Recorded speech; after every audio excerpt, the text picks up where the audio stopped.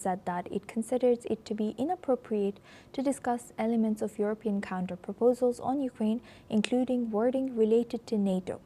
Through the media, Kremlin officials stressed that negotiations should remain confidential. Moscow also stated that there are currently no plans for a meeting this week between Russian and U.S. delegations, and noted that it has not received any official information from the Geneva talks on potential Ukraine peace efforts. Separately, the Kremlin has confirmed that a telephone call is scheduled between President Vladimir Putin and the President of Turkey today. Now, for this discussion, we welcome Alexei Haran. He's a professor of comparative politics, joins us live from Kyiv. Thank you very much, Professor, for joining us. Welcome to NewsX World. Now, Thank you. Thank you.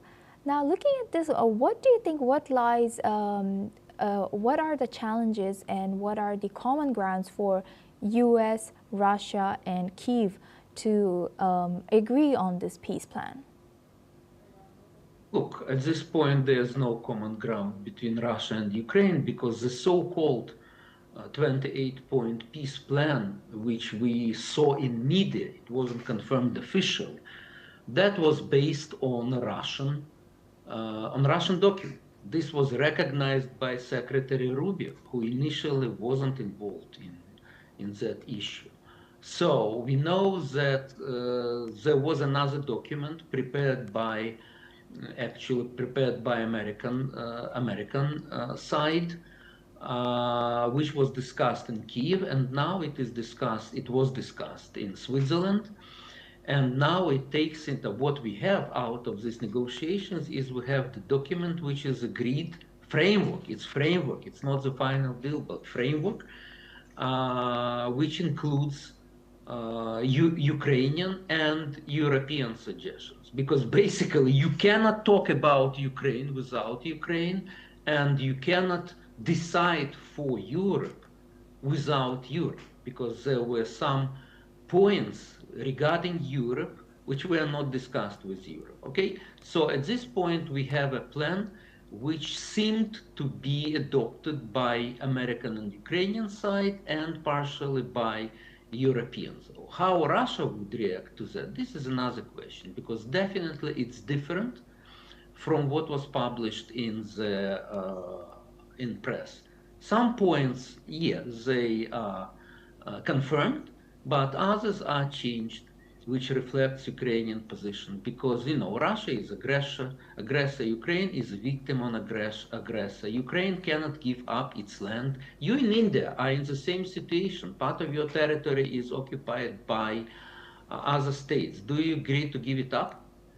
The answer is no. Very well. So why should we give up Ukrainian territory to Russia? And Russia is aggressor. Why should we diminish Ukrainian army as Russia demands? Again, Russia is attacking Ukraine, not Ukraine is attacking Russia. So why should we diminish our army, which is fighting about aggressor? So all these things, they were changed in the edited document which would appear after negotiations in Switzerland. Again, for me, basically, Russia doesn't want any peace at this point.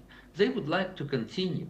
So we'll see what will be the Russian reaction to that. I think Russia would reveal what it really wants. It wants either capitulation of Ukraine or continuation of aggression. So we'll see. And Professor, what do you think, what is US's role as a mediator and Turkey's role in facilitating communication between Russia and Western nations? Turkey's role? Yes. Okay, well, Turkey was very instrumental in exchange of prisoners. Yes, that's right. Turkey confirms the territorial integrity of Ukraine, which is very important. Turkey recognizes Crimea as the legal territory of Ukraine.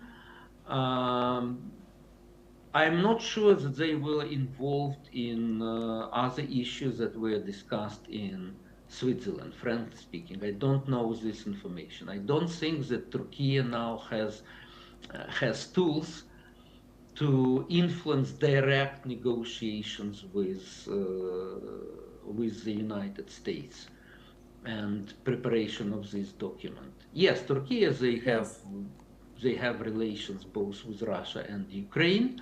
They are trying to play the role of mediator and intermediary. They would like to. We know that Istanbul is a place where there are negotiations between Russia and Ukraine, but for the time being, these negotiations were stopped. Yes. They reached nothing besides, with exception of exchange of prisoners of war. Yes. With that, I would like to thank Professor Alexei Hara for joining us today from Kyiv and sharing that insight. Thank you very much. Now we stay in the region. Ukrainians have expressed skepticism that peace talks in Geneva between Kyiv and the United States and the European partners would end the war with Russia. Many residents claim that they fear the proposals under discussion could weaken Ukraine after earlier drafts reportedly included ceding territory and limiting military ambitions. Let's listen into what some of the residents have shared. По-перше, це вже якісь новини позитивні на мій рахунок. Слава Богу, що якось світова спільнота відреагувала на ці ганебні 28 пунктів, які були, тому що це була просто капітуляція України. Особливо план Трампа це взагалі капітуляція для України. Думаю, що український народ не погодиться. Якщо навіть вони підпишуть, і їх вже треба реалізувати, а буде хто реалізовувати український народ, а він з цим не погоджується. Я вважаю, що воно повинно до чогось прийти. Так не може все далі продовжатися. На якихось умовах вони повинні це вже зупинити, я не знаю. Но віддавати землю України